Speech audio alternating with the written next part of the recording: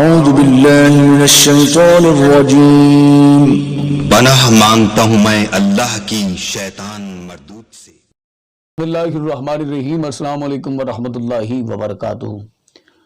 میں یہ ویڈیو نہ تو کسی کے خلاف اپلوڈ کر رہا ہوں، نہ کسی پہ تنقید کر رہا ہوں، بلکہ یہ میرا سوال ہے۔ پلیز میرے اس سوال کا جواب ضرور دیجیے گا، اور میں کوشش کروں گا کہ اس سوال کا جواب خود بھی آپ کو ضرور دوں۔ میرا سوال یہ ہے کہ پاکستان سے آٹے کا بحران کب ختم ہوگا؟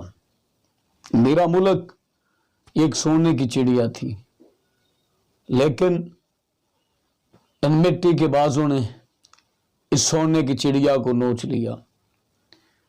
میرا سوال یہ ہے کہ پاکستان سے آٹے کا بحران کب ختم ہوگا؟ پلیز اس ماں کے متعلق سوچئے گا، اس باپ کے متعلق سوچئے گا کہ جس کے بچے گھر میں بھوک سے بلک بلک کر مر رہے ہیں، اور وہ والدین سے یہ ریکویسٹ کر رہے ہیں کہ امی ہمیں کھانا کھلایا جائے، امی ہمیں روٹی دی جائے۔ ایک وقت تھا مزدوری کر کے واپس آتا تھا تو گھر سے چند نوالے کھانا مل جاتا تھا، وہ اللہ کا شکر ادا کرتا تھا، یا اللہ مزدوری نہیں ملی تو کچھ نہیں ہوتا، صبح مل جائے گی، لیکن میرے گھر میں آٹا تو موجود ہے، میں گھر سے جا کر کھانا تو کھا سکتا ہوں، پیٹ بھر کے روٹی تو کھا سکتا ہوں۔ اب ان کرندوں نے، ان ظالموں نے غریب کے منہ سے روٹی کا نوالا بھی چھین لیا۔ اب غریب کہاں جائے؟ سارا دن قطاروں میں لگے رہتے ہیں لوگ، سارا دن قطاروں میں کھڑے ہو کر اپنی باری کا انتظار کرتے ہیں کہ مجھے 10 کلو آٹا مل جائے، میں جا کر اپنے بچوں کو کھلا دوں، اپنے بچوں کا پیٹ بھر لوں۔ وہ ماں، وہ بہن، وہ بیٹی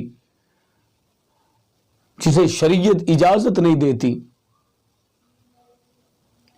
جسے شریعت اجازت نہیں دیتی کہ غیر محرم سے بات کرے، وہ بہن بیٹی غیر محرم تو کیا، غیر محرموں کے جھرمٹ میں پھنسی ہوئی اس بات کا انتظار کر رہی ہے کہ مجھے 10 کلو کا آٹے کا تھیلا مل جائے۔ وہاں پہ عزت بھی محفوظ نہیں ہے، وہاں پہ آٹا ملنا تو ضرور دور کی بات ہے، وہاں پہ عزت بھی محفوظ نہیں ہے۔